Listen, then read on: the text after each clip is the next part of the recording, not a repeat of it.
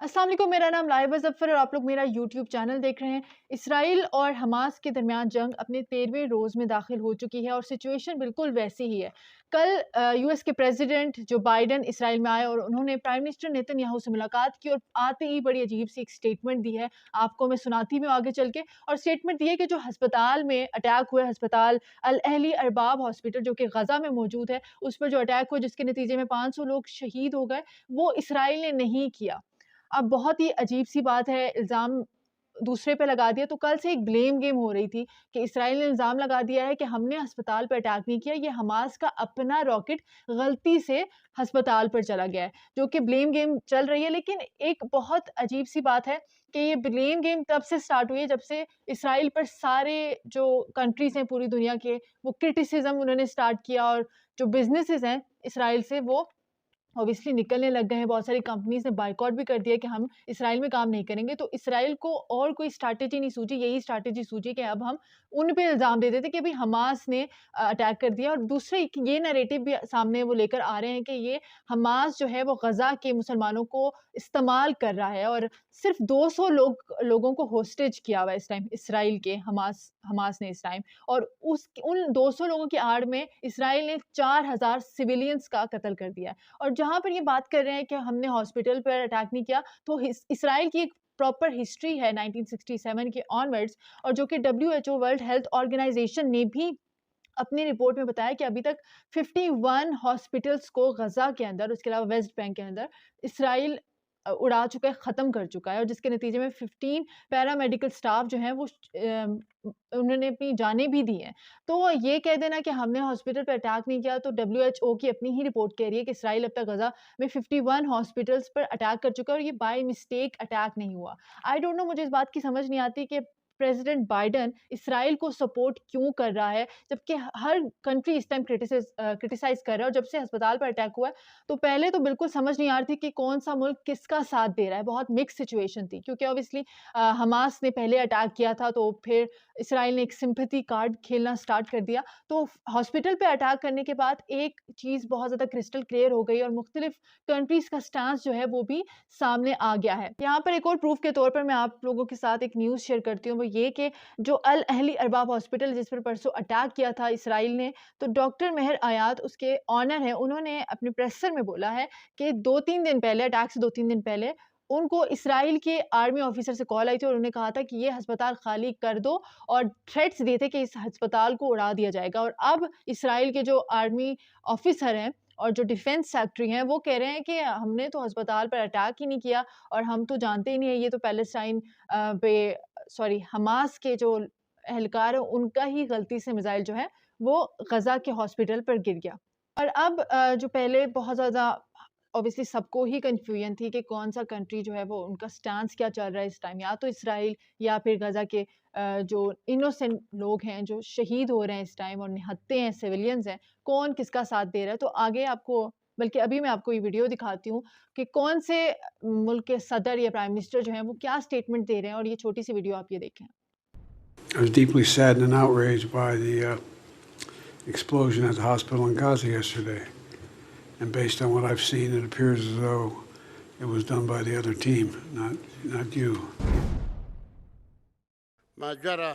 What happened tonight is a huge tragedy and an ugly massacre that cannot be tolerated or allowed to pass without accountability. Tonight, Israel struck Al Ahli Hospital in Gaza City. I call on all the people of the Arab and Islamic nations to go out now condemning this massacre, this brutality, these crimes. Go out in all the capitals, in all cities. Raise your voices for this enemy to stop. There is no excuse for hitting a hospital full of civilians. All facts need to be established, and those responsible must be held accountable. Что касается Hundreds of dead and hundreds of wounded. This is, of course, a catastrophe. In one place, especially in a humanitarian place. And I really hope that this will be a signal that it is necessary to end this conflict as quickly as possible. इसके अलावा जो prime minister Netanyahu, Israel के prime minister ने जो धमकी दी थी, threaten किया था कि जो गजा के लोग हैं वो नॉर्दर्न से साउदर्न साइड पर चले जाएं और जो लोग जा रहे थे उन पर अटैक कर दिया था, तो वो धमकी अभी भी बरकरार है। आपको बताती चलूं कि नॉर्दर्न साइड पे 1 मिलियन लोग तकरीबन रहते हैं, जो अगर डेमोग्राफिक्स देखी जाए तो अब तक 4 लाख लोग जो हैं वो शिफ्ट कर चुके हैं वहाँ से, लेकिन अभी भी 7 लाख लोग वहाँ पर मौजूद हैं और कभी भी इसराइल जो है अपनी रेडिंग, ग्राउंड रेडिंग स्टार्ट कर सकता है, क्योंकि उनको तो सिर्फ अपने 200 जो अगवा किए हुए हमास ने, ऑब्वियसली उनको कोई नुकसान भी नहीं पहुंचाया, सिर्फ अगवा ही किया हुआ है और उनको बाजियाब कराने के लिए इन्होंने पूरे नॉर्दर्न गजा स्ट्रिप से लोगों को इवैक्यूएट करने का बोल दिया है और कुछ पता नहीं कि कभी भी ये ग्राउंड रेडिंग कर सकते हैं। और गजा स्ट्रिप के अराउंड आप देख सकते हैं कि इन्होंने मिलिट्री बिल्डअप भी स्टार्ट कर दिया और कहा जा रहा है कि यूएस के प्रेसिडेंट बाइडेन भी यहाँ का विजिट करेंगे। जैसे कि आप सबको पता है कि इसराइल के पास आयरन डोम टेक्नोलॉजी है और आयरन डोम टेक्नोलॉजी ने भी इतना ज़्यादा इफ़ेक्टिव वर्क नहीं किया इसराइल के लिए, क्योंकि आपको बताती चलूँ कि एक मिसाइल को इंटरसेप्ट करने के लिए आयरन डोम टेक्नोलॉजी तकरीबन $50,000 खर्च करने पड़ते हैं एक मिसाइल को रोकने के लिए, वो भी इसराइल को। और इसराइल को इस टाइम, इसराइल की जो इकोनॉमी की सिचुएशन चल रही है, तो इसराइल इस टाइम अफोर्ड नहीं कर सकता। लेकिन लास्ट ईयर की आपको एक वीडियो दिखाती हूँ कि आप देख सकते हैं यहाँ पर जो बाइडेन भी मौजूद है और ये किसी चीज़ के इनॉग्रेशन की वीडियो आप लोग देख रहे हैं इस टाइम, और ये एक सेरेमनी हुई थी और ये सेरेमनी में आप देख सकते हैं कि कैमरा है और लेंस टाइप का कैमरा आपको नज़र आ रहा है और ये लेंस टाइप का जो कैमरा है ये आयरन बीम टेक्नोलॉजी है इसराइल की, जो इसराइल इस टाइम अभी लास्ट ईयर तो उसने लॉन्च कर दिया था लेकिन प्रैक्टिकल इस्तेमाल नहीं किया था। ये आयरन बीम टेक्नोलॉजी लेज़र के ज़रिए यूज़ होती है, बल्कि इसके अंदर से लेज़र निकलता है और लेज़र के थ्रू ये इंटरसेप्ट करेगी रॉकेट्स को और ये एरियल चीज़ों को रोकने के लिए, ख़ास तौर पे आसमान पे कोई भी चीज़ आएगी तो उस चीज़ को इंटरसेप्ट करने के लिए, उस चीज़ को तबाह करने के लिए ये लेज़र इस्तेमाल किया जाएगा। तो पहली दफ़ा इसराइल ऐसी टेक्नोलॉजी को लॉन्च कर रहा है और वो भी हमास और इसराइल के बीच में जो वॉर चल रही है, मैं इसको वॉर नहीं कहूँगी, मैं इसको जेनोसाइड कहूँगी। जो इसराइल जेनोसाइड कर रहा है पैलेस्टाइन के अंदर, तो उसके खिलाफ अब ये आयरन बीम टेक्नोलॉजी का इस्तेमाल करने लगा है, क्योंकि ये आयरन बीम टेक्नोलॉजी इसराइल को ऑब्वियसली थोड़ी चीपली, कॉस्टली नहीं पड़ेगी, बल्कि बहुत सस्ती पड़ेगी, क्योंकि ये $2000 खर्च करती है एक रॉकेट को इंटरसेप्ट करने के लिए। हवा में जो भी ड्रोन्स आएंगे, रॉकेट्स आएंगे या मिसाइल्स आएंगे, उनको ये रोकने की सलाहियत रखती है कि वो इसराइल की ज़मीन पे ना गिरे। बहुत ही अजीब सी बात है कि इसराइल जो है वो टेक्नोलॉजी वाइज बहुत ज़्यादा एडवांस होता जा रहा है और कहा जाता है कि सबसे ज़्यादा स्ट्रॉन्ग मिलिट्री जो उसी के पास है, लेकिन फिर भी हमास के पास भी ऐसी टेक्नोलॉजी मौजूद है जो इसराइल की आयरन डोम टेक्नोलॉजी को भी मात दे सकती है। ऑब्वियसली आयरन डोम टेक्नोलॉजी बहुत ज़्यादा एक्सपेंसिव है, तो इसलिए वो इसराइल के लिए काम नहीं कर सकी, लेकिन आयरन बीम टेक्नोलॉजी जो है वो कहते हैं कि उसकी रेंज जो है वो 7 टू 10 किलोमीटर्स है, जो कि आयरन डोम टेक्नोलॉजी से 2 गुना ज़्यादा है। तो अब इसराइल ये सोच रहा है कि वो अपनी आयरन बीम टेक्नोलॉजी का इस्तेमाल करे, तो बिल्कुल भी ऐसा लग रहा है कि कहीं पर भी सीज़ फायर की सिचुएशन नज़र नहीं आ रही, क्योंकि इसराइल जो है वो अपनी नई-नई सिचुएशंस का स्टार्ट कर रहा है। और दूसरी तरफ जो बाइडेन जो है वो इसराइल के प्राइम मिनिस्टर को कह रहे हैं कि हमास को ख़त्म करने के बाद गज़ा की कोई नई सिचुएशन सोचनी पड़ेगी, कोई नई स्ट्रैटेजी स्टार्ट करनी पड़ेगी। ऑब्वियसली इसराइल का एक प्लान इस टाइम मौजूद है कि वो गज़ा को ऑक्यूपाई करेगा। ऑब्वियसली हमेशा से ये प्लान था कि वो गज़ा को ऑक्यूपाई करेगा, वो वेस्ट बैंक को ऑक्यूपाई करेगा और पूरा जो एरियाज़ ख़ास तौर पे पैलेस्टीनियंस के पास इस टाइम मौजूद है, उनको ऑक्यूपाई करके पूरे इलाके को इसराइल का नाम दे देगा। दूसरी तरफ एक बहुत ज़्यादा पॉजिटिव डेवलपमेंट हुई है, वो ये कि रशिया ने कहा है कि वो 20 टन जो है वो अपनी डोनेशन ह्यूमैनिटेरियन एड देगा पैलेस्टाइन को गज़ा स्ट्रिप में। और पहले तो ये सिचुएशन थी कि बहुत ज़्यादा रेड ज़ोन था, जो गज़ा स्ट्रिप थी वहाँ पर बिल्कुल भी कोई भी बाहर से अंदर नहीं जा सकता था, लेकिन फिर भी ऐसे बहुत तरीके होते हैं ह्यूमैनिटेरियन एड भेजने के और बहुत सारे लोग जो हैं वो ह्यूमैनिटेरियन एड दे रहे थे। और कल जो बाइडेन है उन्होंने भी कहा है कि ह्यूमैनिटेरियन असिस्टेंस को स्टार्ट किया जाए राफे क्रॉसिंग के ज़रिए, और दूसरी तरफ सिर्फ ह्यूमैनिटेरियन एड की ही इजाज़त दी है। और अभी तक 24 घंटे हो गए इस अनाउंसमेंट के, लेकिन कोई ह्यूमैनिटेरियन एड स्टार्ट नहीं हुई।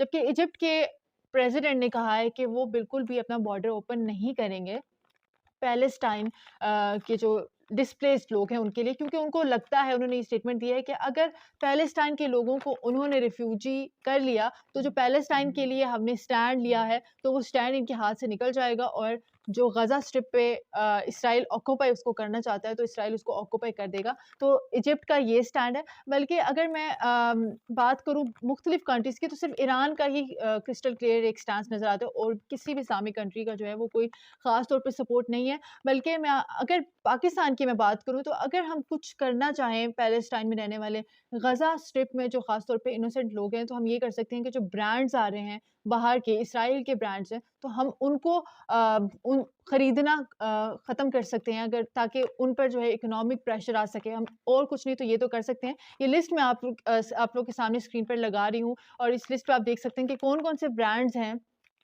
जो इसराइल डील करता है और इसराइल में बनते हैं। तो अगर हम उनको ख़रीदना बंद कर दें तो शायद थोड़ा बहुत इकोनॉमिक प्रेशर आ सके इसराइल पर। दूसरी अल खिदमत फाउंडेशन जो है वो इस टाइम ह्यूमैनिटेरियन एड कलेक्ट कर रहा है गज़ा में रहने वाले लोगों के लिए। अब आप लोग सोच रहे होंगे कि ये ह्यूमैनिटेरियन एड कैसे जाती है। ऑब्वियसली आप लोग अगर कोई चीज़ देंगे, ख़ास तौर पे टेंट्स वगैरह देंगे, या फिर अगर आप लोग कोई खाने की चीज़ें देंगे, तो वो डायरेक्टली कभी नहीं जाएगी, क्योंकि ये एड जो होती है वो बहुत ज़्यादा कॉस्टली पड़ती है।